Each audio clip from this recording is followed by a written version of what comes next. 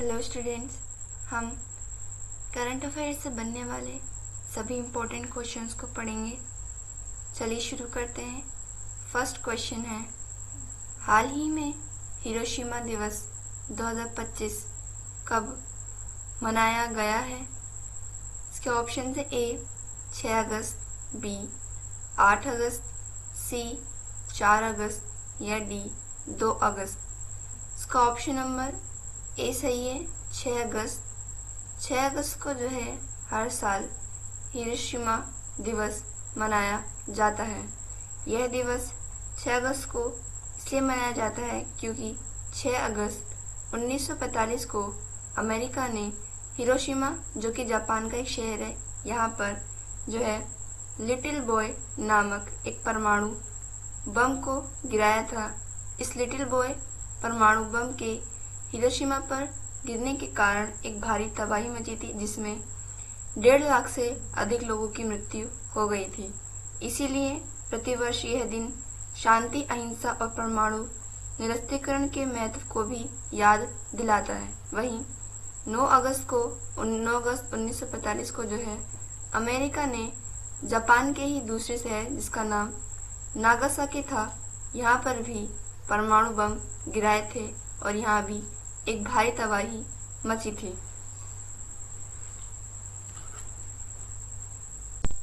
Next question है, हाल ही में कहाँ मात्र वन पहल शुरू की गई है? इसके ऑप्शन से ए लद्दाख, बी सिक्किम, सी हरियाणा या डी पंजाब। इसका ऑप्शन नंबर सी सही है, हरियाणा। हाल ही में जो है हरियाणा में मातृ वन पहल को शुरू किया गया है। इस पहल को भूपेंद्र यादव, जो हमारे केंद्रीय पर्यावरण मंत्री हैं, इन्होंने, और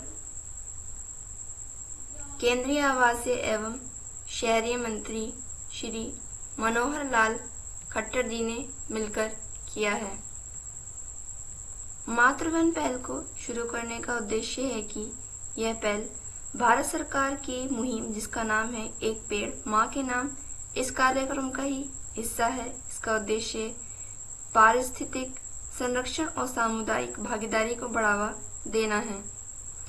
यह आयोजन हरियाणा के वन विभाग द्वारा किया गया है।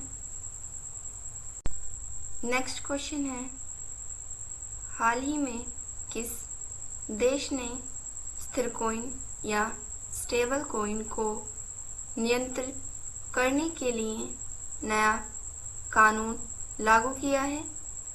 इसके ऑप्शन से A Japan, B Hong Kong, C Taiwan या डी चीन। इसका ऑप्शन नंबर बी सही है, हांगकांग। हाल ही में जो है हांगकांग में स्टेबल कॉइन को स्थिर करने के लिए एक कानून लागू किया है। हांगकांग ने जो है इस स्टेबल कॉइन्स को नियंत्रित करने के लिए स्टेबल कॉइन्स ऑर्डिनेंस या अध्यादेश लागू किया है। यह अध्यादेश जो है 1 अगस्त 2025 से लागू कर दिया गया है। इसका उद्देश्य फिएट रेफरेंस स्टेबल कॉइन्स के जारी करने, पेशकश और मार्केटिंग को नियंत्रित करना है। इस कानून के तहत हांगकांग मॉनेटरी अथॉरिटी के पास फिएट समर्पित स्टेबल कॉइन्स से संबंधित लाइसेंसिंग, निरीक्षण और प्रवर्तन को संभालने की पूरी शक्ति प्राप्त हो चुकी है। नेक्स्ट क्वेश्चन है, हाल ही में भारत के पहले एआई संचालित आंगनवाड़ी केंद्र का उद्घाटन कहाँ हुआ है? इसके ऑप्शन से ए गोवा, बी केरल, सी महाराष्ट्र या डी कर्नाटक। इसका ऑप्शन नंबर सी सही है, महाराष्ट्र। हाल ही में जो है महाराष्ट्र में भारत के पहले एआई आधारित आंगनवाड़ी केंद्र का उद्घाटन किया गया है। यह उद्घाटन जो है महाराष्ट्र के नागपुर जिले में किया गया है। नागपुर में स्थित इस पहले AI आंगनबाड़ी केंद्र का उद्घाटन जो है महाराष्ट्र के मुख्यमंत्री देवेंद्र फडणवीस जी ने किया है।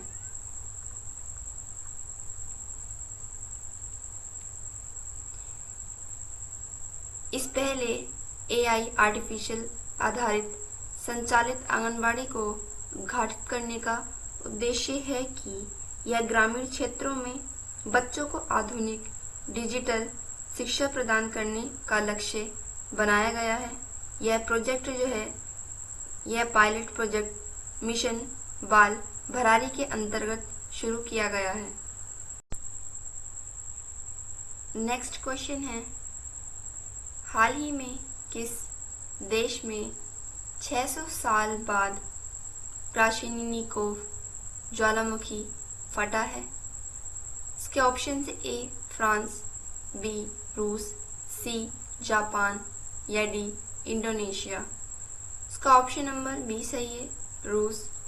रूस में जो है यह क्राशिनिकोव ज्वालामुखी स्थित है।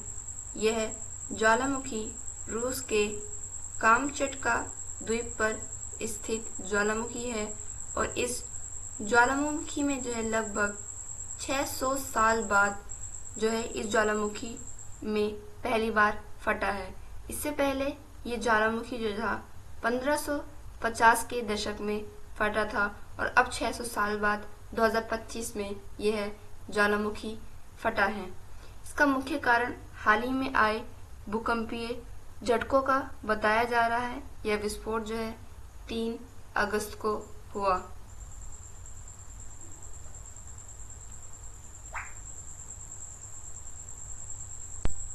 नेक्स्ट क्वेश्चन है, हाल ही में कौन इंडसइंड बैंक के नए MD और CEO नियुक्त किए गए हैं? इसके option A doctor Mayank Sharma, B Khalid Jamil, C Rajiv Anand या D निर्मल के मिंडा। इसका ऑप्शन नंबर C सही है, राजीव आनंद। हाल ही में राजीव आनंद को जो है इंडसइंड बैंक का नया MD व CEO नियुक्त किया गया है। वहीं डॉक्टर मयंक शर्मा को जो है हाल ही में रक्षा सेवा का वित्तीय सलाहकार नियुक्त किया गया है और वहीं खालिद जमील को हाल ही में सीनियर पुरुष राष्ट्रीय हॉकी टीम का नया कोच नियुक्त किया गया है।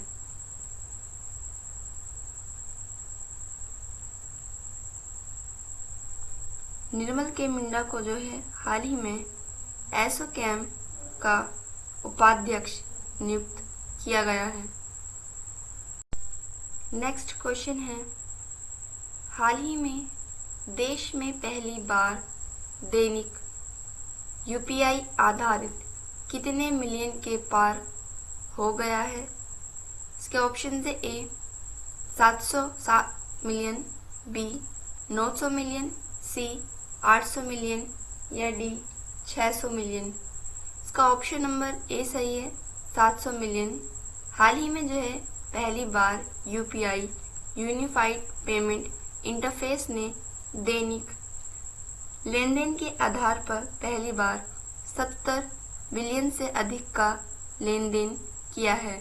यह UPI यूनिफाइड पेमेंट्स इंटरफेस आधारित दैनिक लेन देन की संख्या में पहली बार जो है 70.7 करोड़ तक पहुंच गए हैं।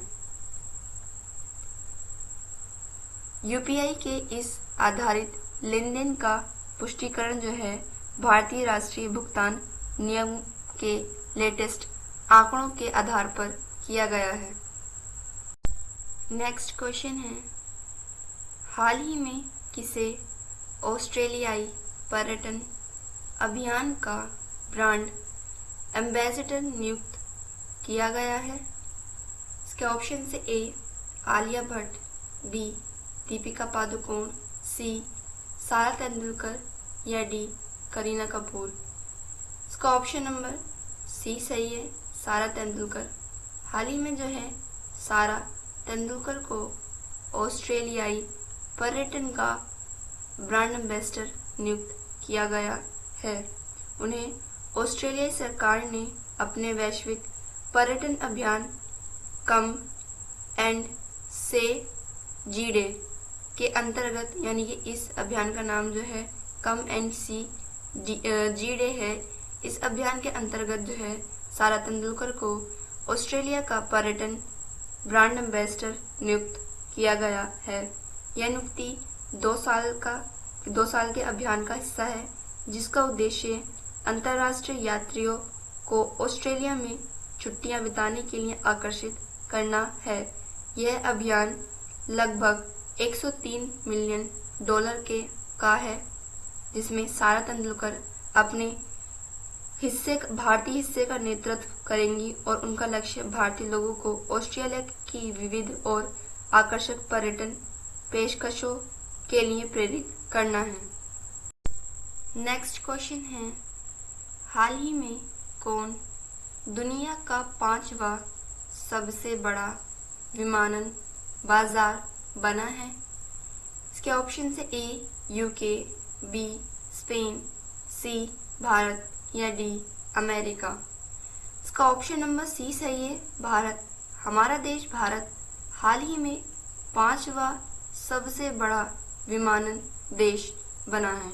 वहीं इस रिपोर्ट को जो हाल ही में IATA ने जारी किया है, जिसमें देश दुनिया के टॉप 5 देशों के में सबसे बड़े विमानन बाजारों को शामिल किया गया है, जिसमें पहले स्थान पर अमेरिका है, दूसरे स्थान पर चीन है, तीसरे स्थान पर यूनाइटेड किंगडम है व चौथे स्थान पर स्पेन है। ये 5 देश हैं जो कि हाल ही में दुनिया के 5 सबसे बड़े विमानन बाजार बने हैं, जिसमें स्पेन और भारत ने लगभग 121 मिलियन लोगों की उड़ानों का ख्याल रखा है। वहीं सबसे ज़्यादा जो अमेरिका टॉप पर आया है, इसका मुख्य कारण है कि अमेरिका ने अपने सबसे बड़ा विमानन बाजार बना हुआ, जिसमें विशेष रूप से वह अपने मजबूत घरेलू बाजार के कारण इस नंबर 1 स्थान पर पहुंचा है। वहीं चीन दूसरा सबसे बड़ा बाजार बना है, यूनाइटेड किंगडम तीसरा सबसे बड़ा विमानन बाजार बना है, चौथे स्थान पर स्पेन है और 5वें स्थान पर भारत है। लास्ट क्वेश्चन है, हाल ही में the rise of the hitman नामक पुस्तक किसने लिखी है? इसके ऑप्शन से ए स्नेह भार्गव, बी आर कौशिक, सी विश्वप्रो रॉय चौधरी या डी इनमें से कोई नहीं। इसका ऑप्शन नंबर बी सही है, आर कौशिक। हाल ही में जो है आर कौशिक ने the rise of the hitman नामक पुस्तक लिखी है। यह पुस्तक भारतीय क्रिकेटर रोहित शर्मा के जीवन पर आधारित है। इस पुस्तक में उनके शुरुआती दिनों से लेकर एक महान खिलाड़ी के रूप में उनके उदय की कहानी बताता है, खासकर सफेद गेंद वाले क्रिकेट में। रोहित शर्मा को हिटमैन के नाम से भी जाना जाता है, इसीलिए इस पुस्तक का नाम the rise of the hitman रखा गया है। स्टूडेंट्स, ये क्लास हम यही ख़त्म करते हैं। नेक्स्ट क्लास में हम करंट अफेयर से बनने वाले और भी क्वेश्चंस को पढ़ेंगे। Thank you and thanks for watching.